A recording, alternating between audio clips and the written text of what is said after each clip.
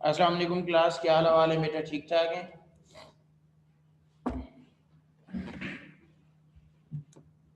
अस्सलाम वालेकुम। आवाज़ आ रही है सबको? किसी को कोई मसला?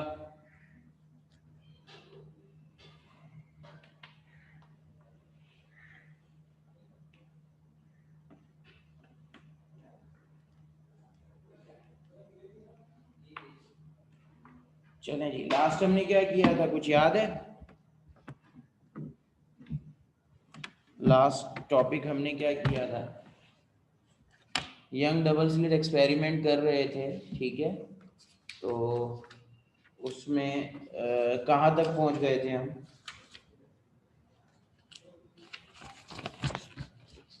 यंग डबल स्लिट एक्सपेरिमेंट के अंदर कहाँ तक पहुँच गए थे? ठीक है, आखिरी लाइन मेरे ख्याल में जो हमने लिखी थी वो ये थी कि सेंटर ऑफ द स्क्रीन जो है उसको उस पे इसलिए नहीं लेते कि वो हमेशा क्या होती है, ब्राइट होती है, राइट? यही बात की थी हमने। मुझे मैं तुम लोगों को अलाउ कर रहा हूँ, किधर गया? अ,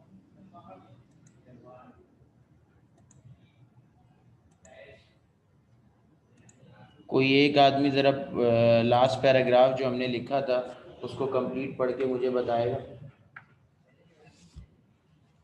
ठीक है, कोई भी एक आदमी जो लास्ट पैराग्राफ मैंने लिखवाया था उसको कंप्लीटली पढ़ के बताओ।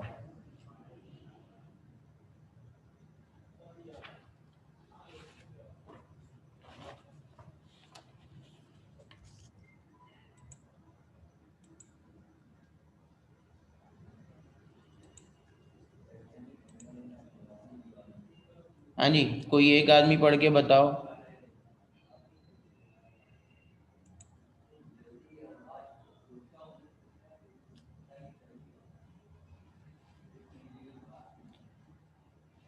लास्ट पैराग्राफ कौन पढ़ेगा? किसी में हिम्मत नहीं है?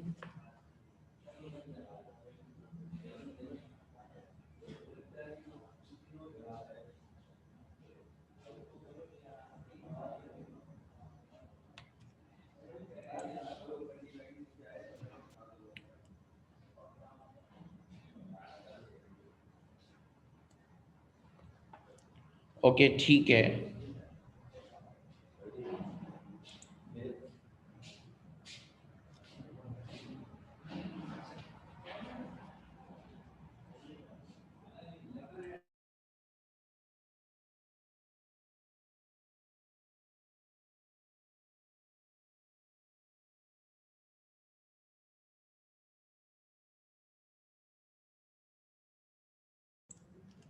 आवाज़ आ रही है ना सबको?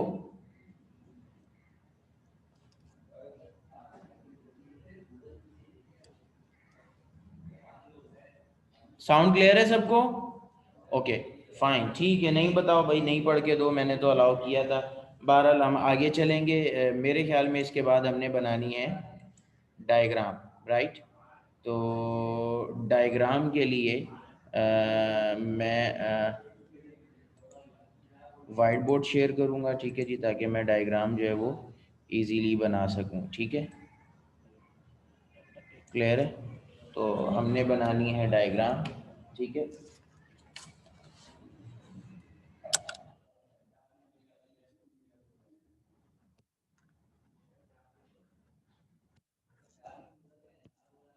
ओके जी, वी हैव अ डायग्राम। तो डायग्राम बना लेते हैं, पूरी एक डायग्राम हमारी इस पे बनेगी, ठीक है।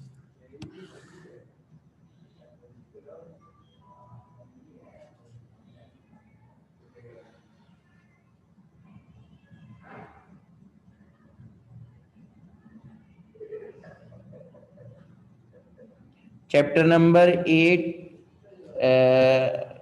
कहते हैं, क्या कहते हैं,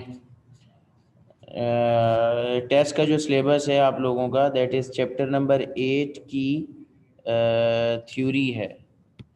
थ्योरी में भी सारी थ्योरी नहीं है, बल्कि सिर्फ ऑसिलेशन का जो टॉपिक है वो आएगा चैप्टर नंबर 8 का, जो टेस्ट का टॉपिक है आपका ऑसिलेशन का टॉपिक, यानी कि सिंपल हार्मोनिक मोशन और वाइब्रेटरी मोशन का टॉपिक आएगा आपके टेस्ट के अंदर। ठीक है जी।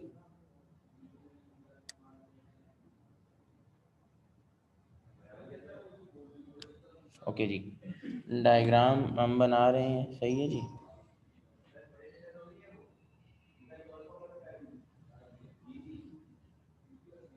बेटा एमसीक्यूज हैं सिर्फ।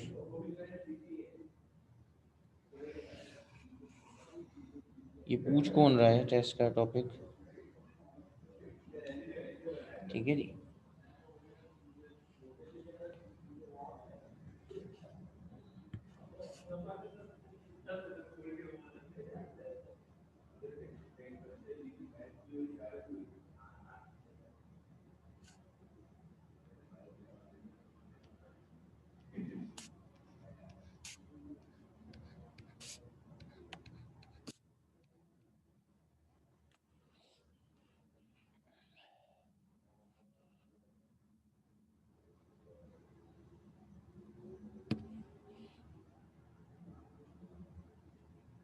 ये दो लाइट रेज हैं जो कि एक निकलेगी यहाँ से,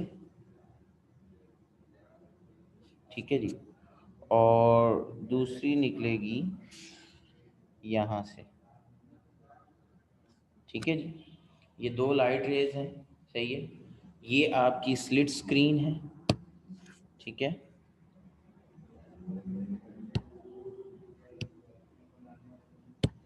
ये स्लिट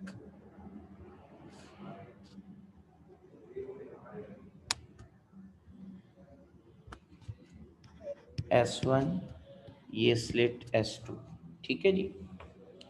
ये आपका पॉइंट P है जहाँ पे हमने एक्सपेरिमेंटल ऑब्जर्वेशन करनी है। ये पॉइंट C है जो कि डिस्टेंस y के ऊपर है। इन दोनों के दरमियान है डिस्टेंस D। इससे पहले वाली जो एक स्लिट है S0, उसको हम शो नहीं कर रहे हैं, ठीक है जी। तो स्लिट S1 से एक रे निकलेगी जिसका नाम है R1, और स्लिट S2 से एक रे निकलेगी जिसका नाम है R2, ठीक है जी। R1 और R2 के दरमियान जो पाथ डिफरेंस है, दैट इज दिस, ठीक है जी। और इसकी वजह से इन दोनों के दरमियान जो एंगल बनेगा वो बनेगा यहाँ पे 90 डिग्री। ये पॉइंट है D। तो ये S2D is the path difference between the two rays R1 और R2, यानी कि स्लिट S1 से जो रे निकल रही है R1, और जो S2 से आपके सामने है जो रे R2 है वो S2 से R1 से ज़्यादा फासला तय कर रही है। मैं दोबारा अपनी बात रिपीट कर रहा हूँ कि जो रे R2 है वो R1 से ज़्यादा फासला तय कर रही है, ठीक है जी। कितना ज़्यादा फासला तय कर रही है? Delta R। Delta R is the path difference between the two rays. ये स्लिट स्क्रीन है, ठीक है जी, और दो स्क्रीन्स के दरमियान का डिस्टेंस है L, ठीक है जी। ये एक राइट एंगल ट्राइंगल है जिसका एंगल यहाँ बन रहा है, और एक ट्राइंगल हमारी एक और बन रही है और वो ये बन रही है, ठीक है जी, जिसका नाम है, मैं इस पॉइंट का नाम रख रहा हूँ, इस पॉइंट का नाम रख रहा हूँ E, PEC। और ये भी राइट एंगल ट्राइंगल है, इसका एंगल बन रहा है ये, ठीक है जी। तो अब आपके पास ये ट्राइंगल है जिसमें S1 एक स्लिट है, S2 दूसरी स्लिट है। S1 से जो रे निकल रही है दैट इज R1, और S2 से जो रे निकल रही है दैट इज R2। ये सेंटर ऑफ C यानी स्क्रीन C के बजाय हम इसको पॉइंट P पे ऑब्जर्व कर रहे हैं ताकि पाथ डिफरेंस क्रिएट हो सके, ठीक है जी, ताकि क्या हो सके? पाथ डिफरेंस क्रिएट हो सके। बात समझ में आ रही है? ताकि क्या हो सके? पाथ डिफरेंस क्रिएट हो सके।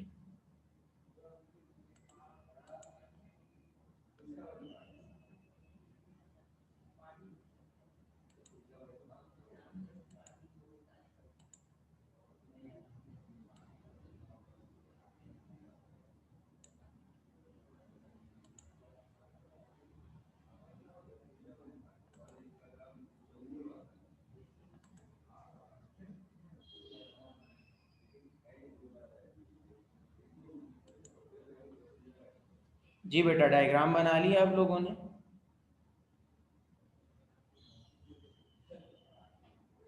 बना लें, शाबाश।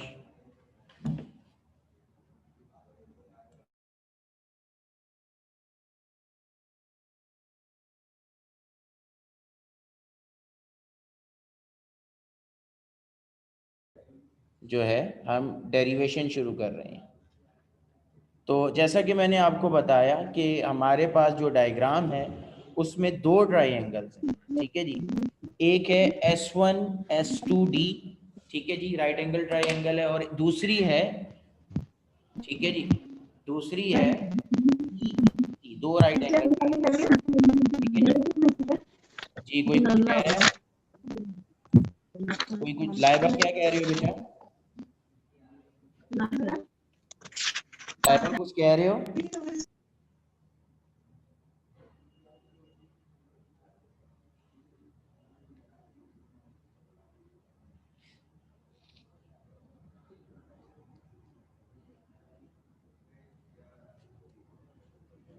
लाइबा, ओके, लाइबा ने, ठीक है जी।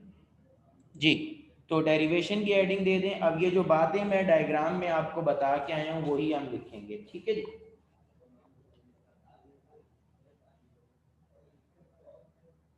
फ्रॉम द फिगर, मैं डिक्टेट करवा रहा हूँ, लिखते जाएं। From the figure,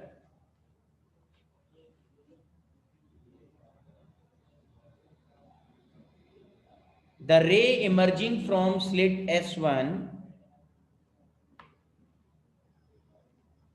the ray emerging from slit S1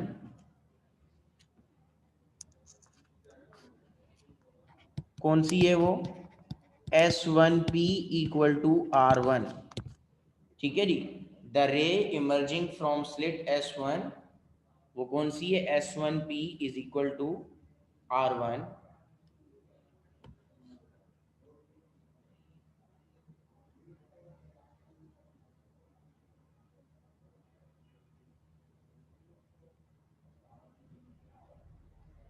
from the figure, ठीक है जी, from the figure the ray emerging from slit S1, from the figure the ray emerging from slit S1, ठीक है जी, that is S1P equal to R1,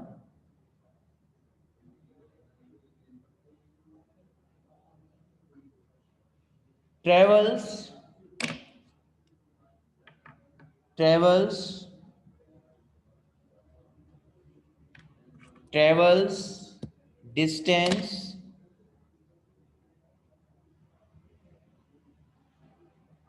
travels distance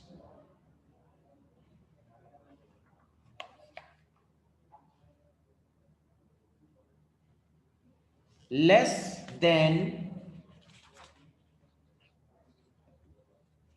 travels distance less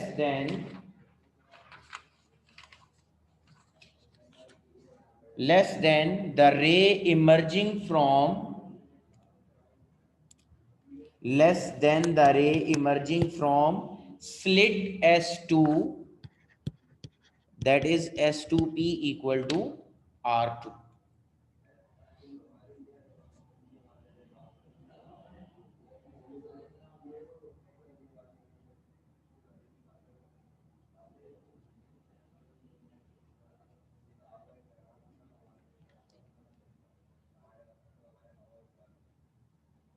मैं repeat कर रहा हूँ। From the figure the ray emerging from slit S1 I dot E S1P equal to R1 travels distance less than from the ray emerging from slit S2 I dot E, that is यानी S2P equal to R2।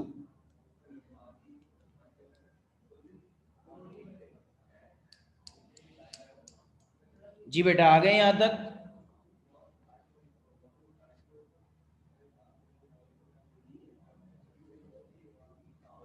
ठीक है जी, okay. The path difference, the path difference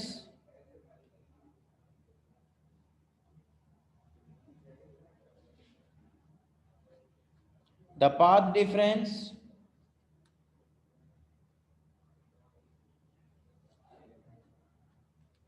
between the two rays is given as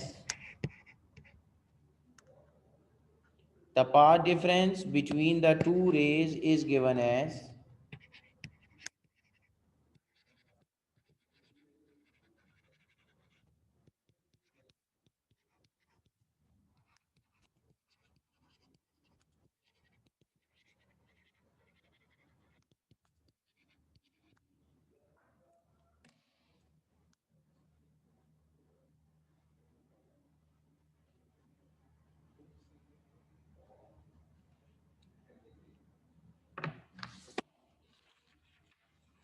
जी बेटा आ गए यहाँ तक R2 माइनस R1 और path difference is equal to delta R। यहाँ तक आ गए सब लोग?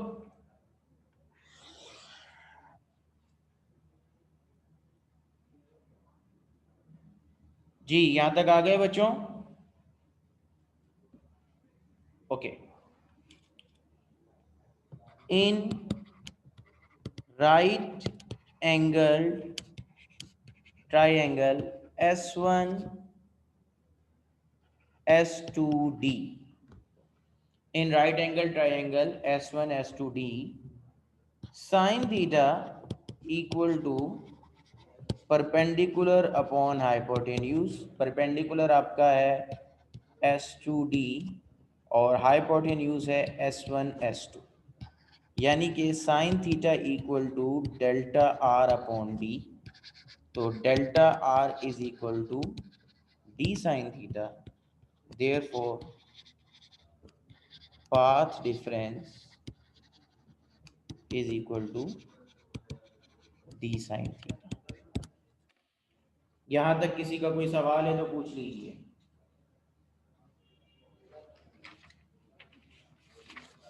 यहां तक किसी का कोई सवाल है बेटा तो पूछ लीजिए।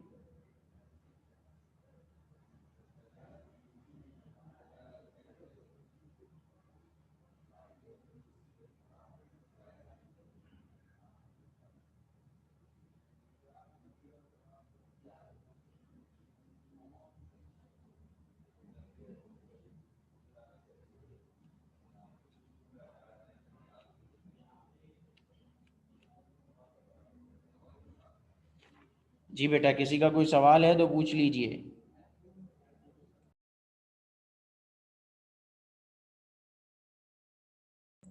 क्लास किसी का कोई सवाल यहां तक है तो कर लीजिए।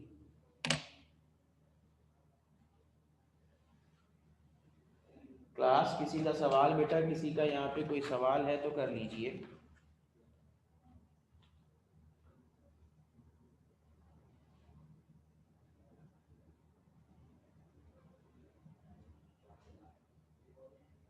आवाज आ रही है सबको?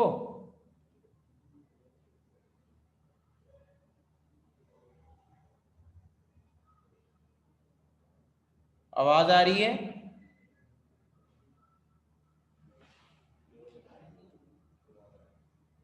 बेटा जवाब तो दिया करो ना। यहाँ तक हो गया सबका?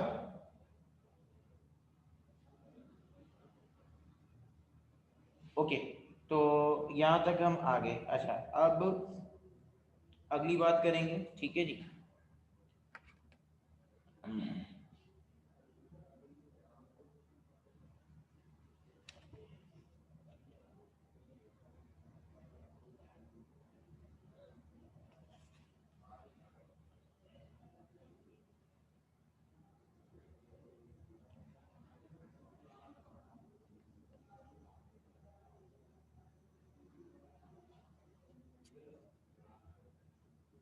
इन right angle triangle S1 S2D, ठीक है जी। अच्छा जी, इससे बाद यहाँ तक ये इक्वेशन 1 हो गई, ठीक है जी। इक्वेशन 1 हो गई। तो अब हम यहाँ से आगे चलते हैं, ठीक है जी। मैं इसको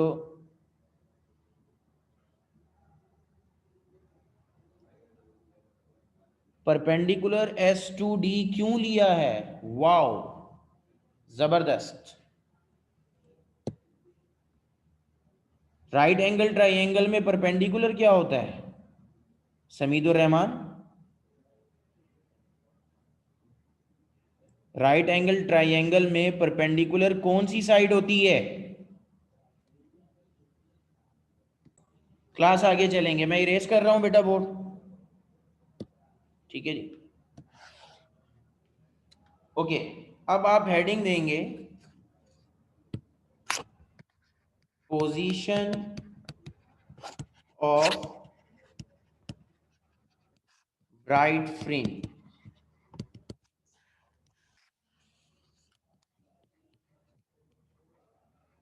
पोजीशन ऑफ ब्राइट फ्रिंज, ठीक है जी। बी फॉर ब्राइट और वाई क्या है? पोजीशन है, ठीक है जी। B for bright, position of bright fringe मैंने वाई बी से डिनोट किया है। वाई जो है ये पोजीशन ऑफ फ्रिंज है और बी फॉर ब्राइट हमने लिया है। लिखें बेटा, bright fringe are obtained, bright fringes are obtained, bright fringes are obtained when path difference between the two rays, bright fringes are obtained when path difference between the two rays is an integral multiple of wavelength, is an integral multiple of wavelength lambda, is an integral multiple of wavelength lambda, ठीक है जी। Is N integral multiple of wavelength lambda. इससे पहले हमने equation को number 1 दिया था, उसको खत्म, नंबर 1 उससे हटा दें, ठीक है जी। इक्वेशन नंबर 1 हमारी ये होगी, that is D sine theta equal to M lambda, ठीक है जी। Is equal to for bright fringe, ठीक है जी, path difference is equal to integral multiple of wavelength lambda, यानी D sine theta equal to M lambda. और इसमें M क्या है? 0 1 2 3 एंड सो ऑन। मतलब एक वेवलेंथ का डिफरेंस हो, दो वेवलेंथ का डिफरेंस हो, तीन वेवलेंथ का डिफरेंस हो, ठीक है जी। तो जो हमारा क्या कहते हैं इंटरफेरेंस होगा वो कंस्ट्रक्टिव होगा, ठीक है जी।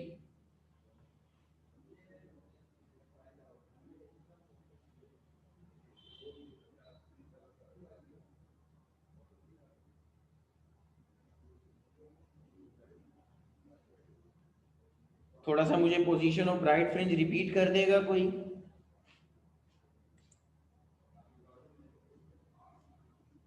अब्दुल आहद बेटा ये माइक ऑन करके ज़रा मुझे रिपीट कर दो मैंने क्या लिखवाया है। वाइज आप रिपीट कर दो, माइक ऑन करके मुझे ज़रा रिपीट कर दो मैंने पोजीशन ऑफ ब्राइट फ्रिंज में क्या लिखवाया है। वाइज आवाज़ आ रही है?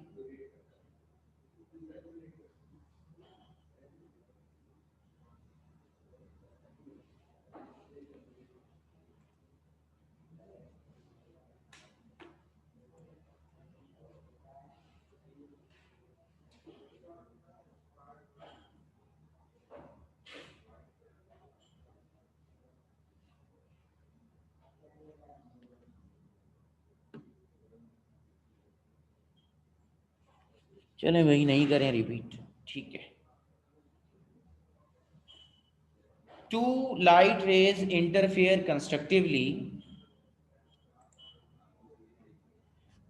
Two light rays interfere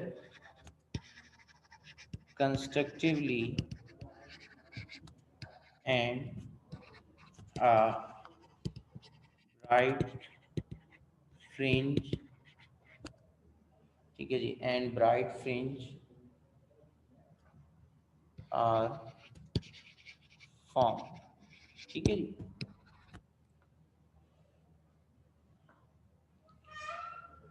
okay,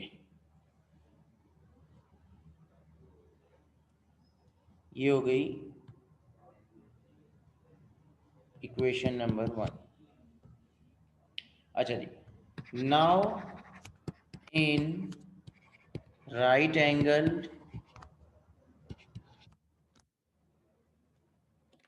हुबैब, जो मैंने इक्वेशन से पहले लिखा है ना, काइंडली मुझे माइक ऑन करके रिपीट करो।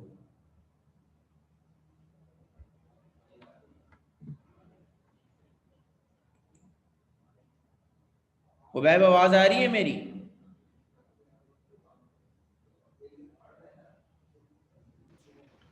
यस सर, आ रही तो मुझे जो है। मैंने इक्वेशन से पहले लिखा है वो रिपीट करो बेटा।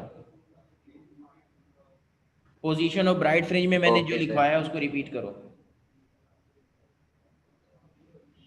Bright fringe are obtained when path difference between two rays is an integral multiple of wavelength. ठीक है, अच्छा, ठीक है। टू लाइट, अच्छा ये इक्वेशन लिख के हमने लिखा है, two light rays interfere, two light rays, two light rays interfere consecutively and bright fringe are formed. Now in right angle triangle, now in right angle triangle PEC, tan theta is equal to perpendicular upon base, और थीटे की साथ वाली side और opposite side, यानी कि P C upon ई सी। ठीक है जी, base साथ वाली साइड को कहते हैं, परपेंडिकुलर ऑपोजिट साइड को कहते हैं। तो tan theta is equal to perpendicular आपका है y और बेस आपका है l। ठीक है जी। अब एक मैथ का थ्योरम है, ठीक है जी, जिसके अंदर यहाँ पे हम ये लिखेंगे, सिंस जो क्या कहते हैं d है, यानी कि स्लिट्स के दरमियान का जो डिस्टेंस है, it's very very less then y, sorry is very very less then y नहीं l। ठीक है जी, सही है। जो डिस्टेंस है स्लिट्स के दरमियान का वो बहुत कम है, डिस्टेंस बिटवीन द स्लिट्स। ठीक है जी, d is very very less then l, therefore sin theta is approximately equal to tan theta equal to y upon l, यानी sin theta की वैल्यू है y upon l। ठीक है जी, distance between the slits is very very less than distance between the screen. d जो है वो slits के दरमियान का डिस्टेंस है, और l जो है वो स्क्रीन्स के दरमियान का डिस्टेंस है, और d जो है वो l से बहुत ही ज़्यादा कम है। तो इस सिनेरियो में साइन थीटा और टेन थीटा अप्रोक्सीमेटली इक्वल हो जाते हैं between two right angle triangles, और जो साइन की वैल्यू होती है वही टेन की वैल्यू होती है। ठीक है जी, which is y upon l। अब इस इक्वेशन को मैं इक्वेशन 1 में पुट करूंगा, पुटिंग इन इक्वेशन 1। ठीक है जी, तो d sine theta, sorry sine theta की जगह तो y अपॉन l आ जाएगा। ठीक है जी, d साइन थीटा की जगह वाई बी लिख रहा हूँ, Y B, B for bright. ठीक है जी, b upon l equal to M lambda. l divide हो रहा है, दूसरी तरफ जाके मल्टीप्लाई होगा, d मल्टीप्लाई हो रहा है, दूसरी तरफ जाके डिवाइड हो जाएगा। तो पोजीशन ऑफ ब्राइट फ्रिंज आ गई m lambda l upon d। यहाँ तक आ जाए बेटा, किसी का कोई सवाल है यहाँ तक तो कर लीजिए। तो ये हमारी पहली आ गई पोजीशन ऑफ ब्राइट फ्रिंज। है तो मुझे वेट करने का कह दो, अदरवाइज इरेज करके आगे चलते हैं। कोई लिख रहा है तो मुझे वेट करने का कह दे, अदरवाइज फिर मैं आगे चलूंगा।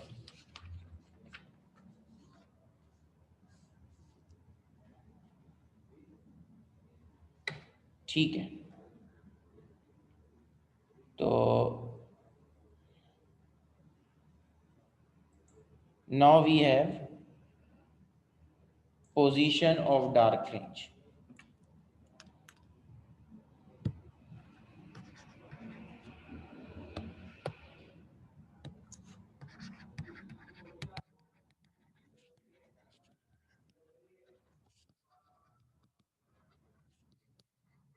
उसका वाई बी लिया था, इसको वाई डी कर दिया मैंने, ठीक है जी।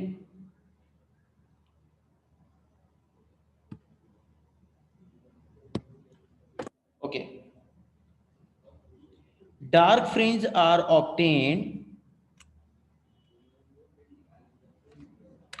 dark fringe are obtained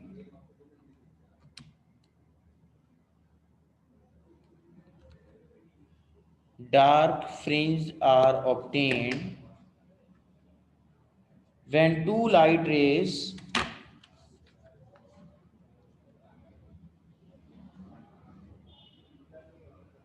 dark fringe are obtained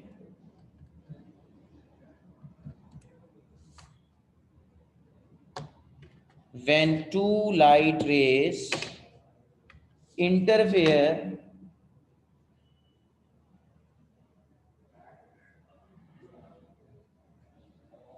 destructively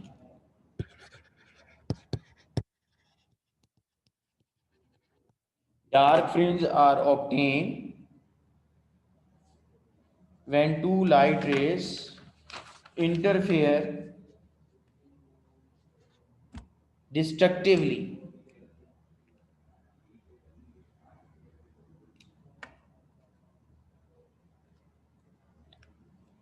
full stop. For destructive interference,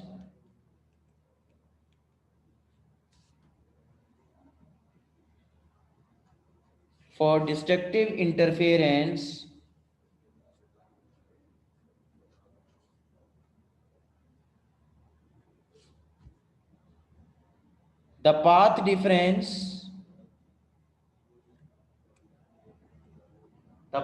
difference between the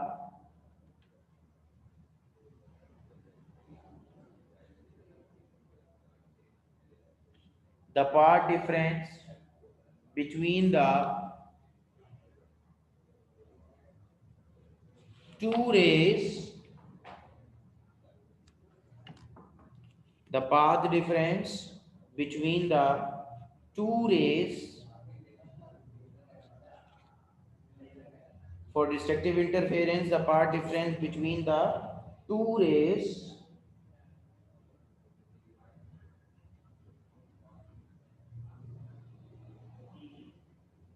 is मुबैब बेटा कहां से बताऊं दोबारा?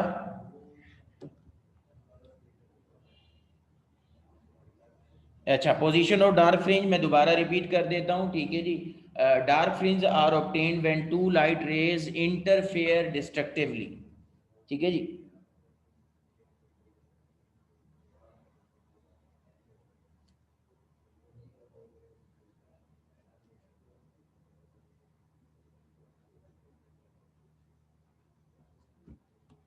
Dark fringe are obtained when two light rays interfere destructively. For destructive interference, the path difference between the two rays is equal to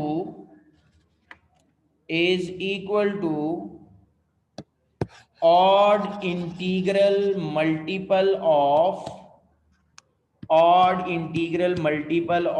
lambda by 2. Odd integral multiple of lambda by 2 is equal to odd integral multiple of lambda by 2 is equal to odd integral multiple of lambda by 2. I dot E d sine theta equal to m plus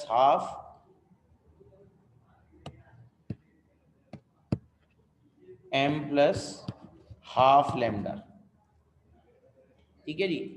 और m is equal to 0 1 2 3 and so on, ठीक है जी। क्या मतलब हुआ कि जो दो light rays हैं उनके दरमियान जो पाथ डिफरेंस है वो आधे वेवलेंथ का हो, 1.5 वेवलेंथ का हो, 2.5 वेवलेंथ का हो, ठीक है जी, तो आपको क्या मिलेगा, डार्क फ्रिंज मिलेगा, यानी कि कम लाइट मिलेगी।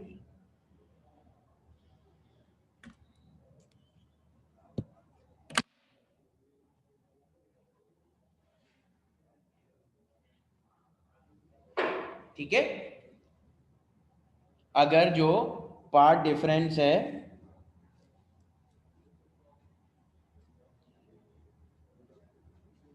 वो आधे का, 1.5 का, 2.5 का होगा, तो जो क्या कहते हैं फ्रिंज है वो डार्क फाइंड आउट होगा। ठीक है जी,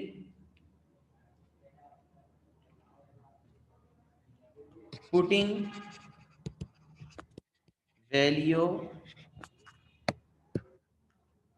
value of sine theta by D upon L. ठीक है जी, डी फॉर डार्क, तो D Y D upon L equal to M plus half lambda.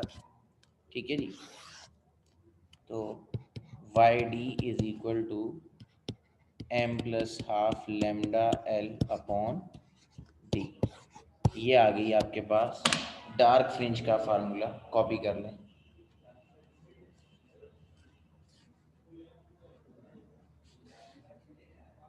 Copy करके बताएं, किसी का कोई सवाल है तो वो कर लो। जी बेटा, यहाँ तक किसी का कोई सवाल है तो कर लो।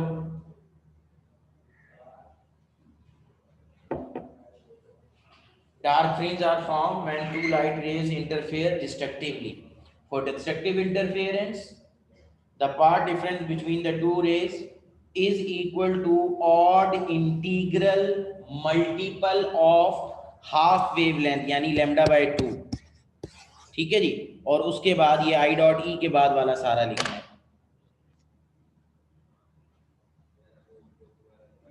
सब लोगों ने लिख लिया है? कोई लिख रहा है? कोई आदमी लिख रहा है तो बता दो बेटा।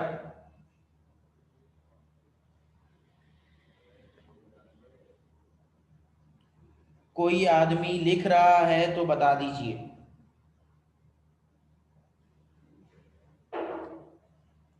ओके, चलें जी, अब आखिरी बात जो हमने करनी है that is fringe spacing.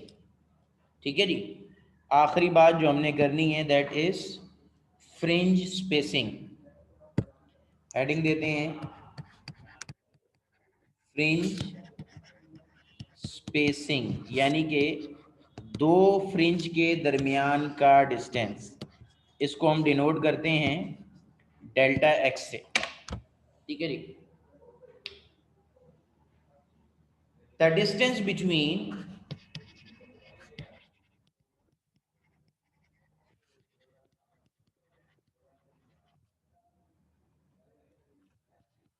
two consecutive bright or dark fringe, the distance between two consecutive bright or dark fringe is equal to fringe spacing। ठीक है, the distance between two consecutive bright or dark fringe is equal to fringe spacing delta x,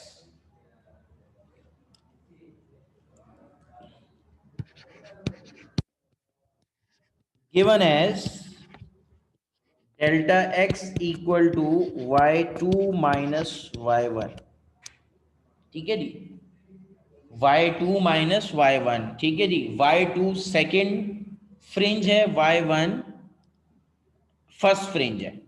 अब जो मर्जी formula आप इसमें ले सकते हैं, चाहे तो ब्राइट का पुट कर दें, चाहे तो डार्क का पुट कर दें। ठीक है जी,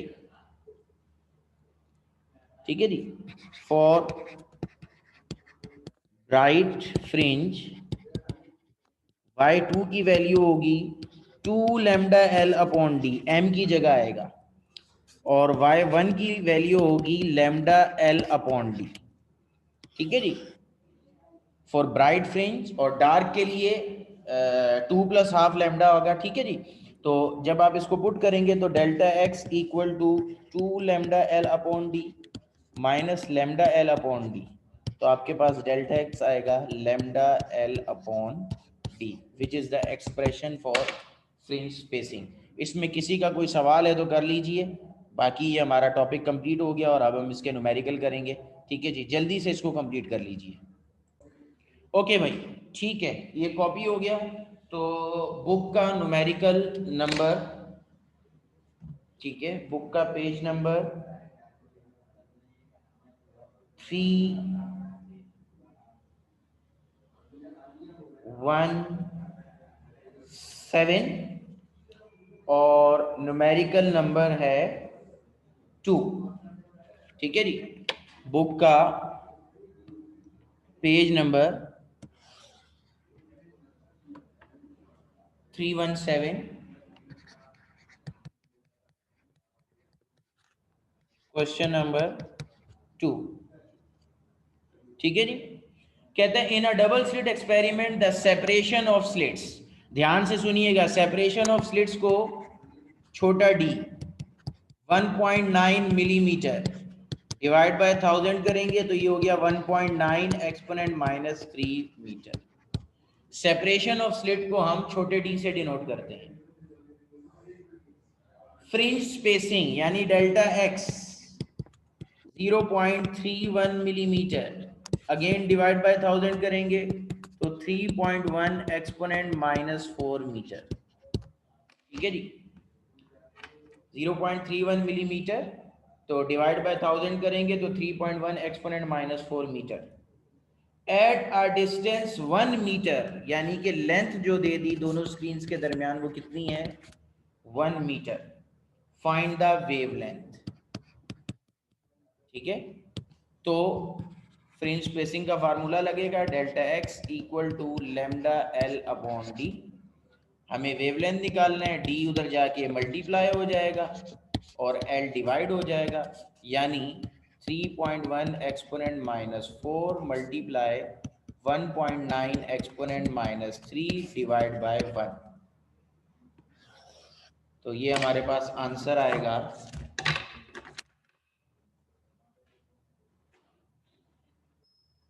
3.1 एक्सपोनेंट -4 मल्टीप्लाई 1.9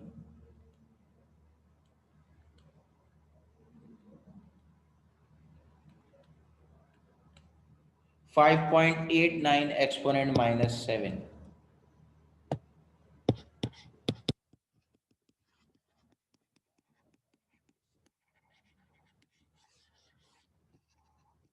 जी, किसी का कोई सवाल है तो कर लीजिए। जी बच्चों, किसी का कोई सवाल है तो कर लीजिए, क्वेश्चन कंप्लीट हो गया। कॉपी कर रहे हैं तो वेट करने का कह दें, कर लिया है तो ओके करें।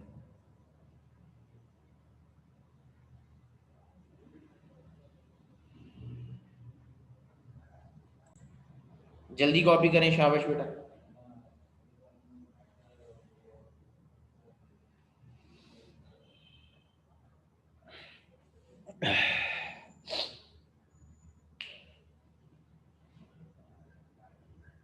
Do it quickly. ओके, तो क्वेश्चन नंबर 3 क्लियर करूंगा, इसको आगे चलेंगे।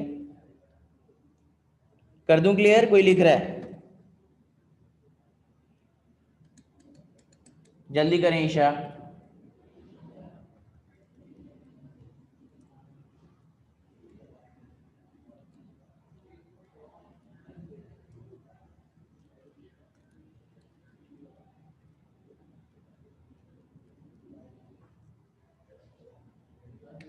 बिस्मा, ईशा जल्दी करो बेटा, कॉपी हो गया कि नहीं?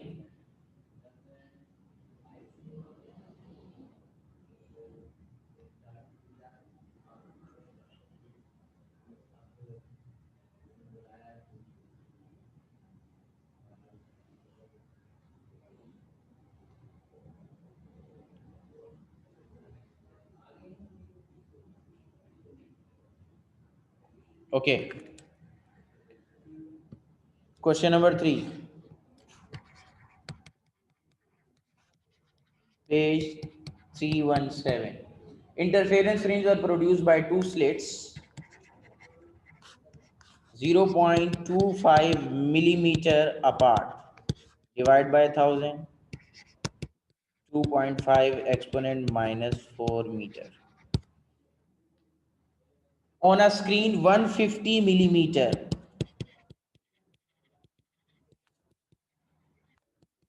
0.15 meter. If 8 फ्रिंज यानी 8 डेल्टा एक्स, ठीक है जी, एक का नहीं है, 8 का है, कितना है 2.62 मिलीमीटर, तो हमें डेल्टा एक्स चाहिए, तो delta X equal to 2.62 millimetre से मीटर बनाने के लिए 1000 से डिवाइड करेंगे और 8 मल्टीप्लाई हो रहा था इधर आके डिवाइड हो जाएगा, तो ये एक निकल आएगा हमारे पास। उसने हमें 8 फ्रिंज का स्पेस दिया है, हमें एक का चाहिए होता है, ठीक है जी, तो 8 इधर आके डिवाइड हो जाएगा और मिलीमीटर से मीटर बनाने के लिए 1000। यहां इस स्टेप में किसी की कोई कंफ्यूजन है तो पूछ लो, व्हाट इज द वेवलेंथ। यहां इस स्टेप में किसी को कंफ्यूजन है बेटा तो पूछ लीजिए। फार्मूला वही, delta X equal to lambda L upon D, lambda is equal to D multiply delta X upon L.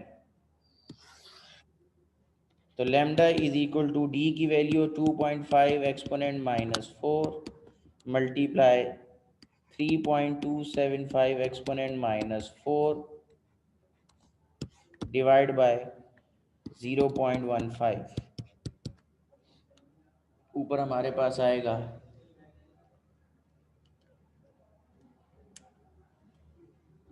8.1875 exponent minus 8 divide by 0.15 जी 5.45 एक्सपोनेंट माइनस 7 मीटर। इसको कॉपी कर लें, किसी का कोई सवाल है तो कर लें। आज की क्लास हमारी ख़त्म।